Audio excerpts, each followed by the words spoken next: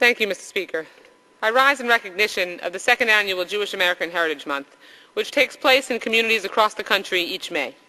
Jewish American Heritage Month promotes awareness of the contributions American Jews have made to the fabric of American life, from technology and literature to entertainment, politics, and medicine. As we are all well aware, the foundation of our country is built upon the strengths of our unique cultures and backgrounds. While our diversity is our strength, ignorance about many cultures is still prevalent. Because Jews make up only 2% of our nation's population, most Americans have had few interactions with Jews and Jewish culture. The limited understanding of Jewish traditions and the Jewish experience, and the historical role Jews have played in our nation's development, contributes to stereotypes and prejudices about Jews and the Jewish community. For example, according to the Federal Bureau of Investigation, most recent hate crime statistics report that 69% of criminal incidents motivated by religious bias stemmed from anti-Jewish prejudice. Like Black History Month and Women's History Month, Jewish American Heritage Month recognizes the abundance of contributions American Jews have made to the United States over the last 353 years. It is my hope that by providing the framework for the discussion of Jewish contributions to our nation, we will be able to reduce the ignorance that ultimately leads to anti-Semitism.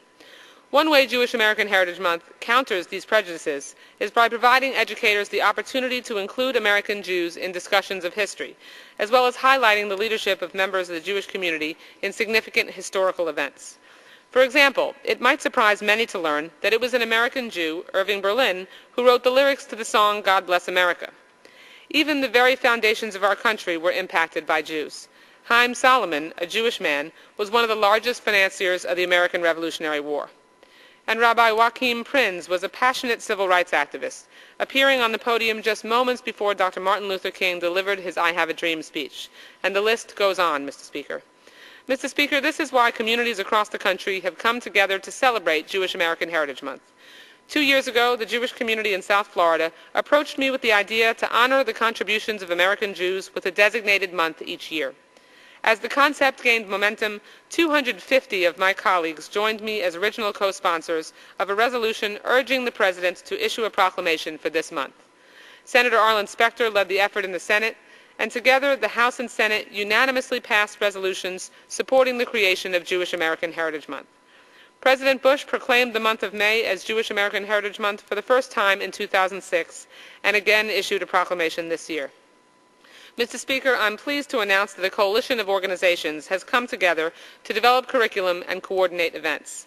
This coalition, called the Jewish American Heritage Month Coalition, is led by United Jewish Communities, the American Jewish Historical Society, the American Jewish Archives, and the Jewish Women's Archive. The events can all be found on the national calendar of the Jewish American Heritage Month Coalition's website at www.jewishheritage.us. Mr. Speaker, I want to pause for a moment and thank this coalition for their tireless efforts to promote the outstanding events across the country. Each day in May has been packed with programs celebrating the contributions of American Jewry to our country, with movies, plays, art, exhibitions, speakers, musical performances, and innovative educational curricula. The Jewish American Heritage Month Coalition and the Jewish Historical Society of Greater Washington kicked off the month with a reception attended by several members of Congress and about 200 guests. Right here in Washington, the Library of Congress and the National Archives and Records Administration have hosted films, lectures, and discussions about Jewish contributions to America. In my home state of Florida, there was a celebration of Jewish music and a discussion of Jewish contributions to the civil rights movement. A New Jersey middle school hosted an essay contest entitled, "I am proud to be an American Jew because." Philadelphia hosted American Jewish History Through the Arts, a series of free programs that highlight the American Jewish experience. And this past weekend, the New York Liberty, the pro-women's basketball team, hosted the WNBA's first Jewish American Heritage Month basketball game. Mr. Speaker, we have come a long way in recent years to promote appreciation for the multicultural fabric of the United States. It is our responsibility to continue this education. If we as a nation are to prepare our children for the challenges that lie ahead, then teaching diversity is a fundamental part of that promise. Together, we can help achieve this goal of understanding with the celebration of Jewish American Heritage Month. I thank my colleagues for their support and call on all Americans to observe this special month by celebrating the many contributions of Jewish culture throughout our nation's history. Thank you. I yield back the balance of my time.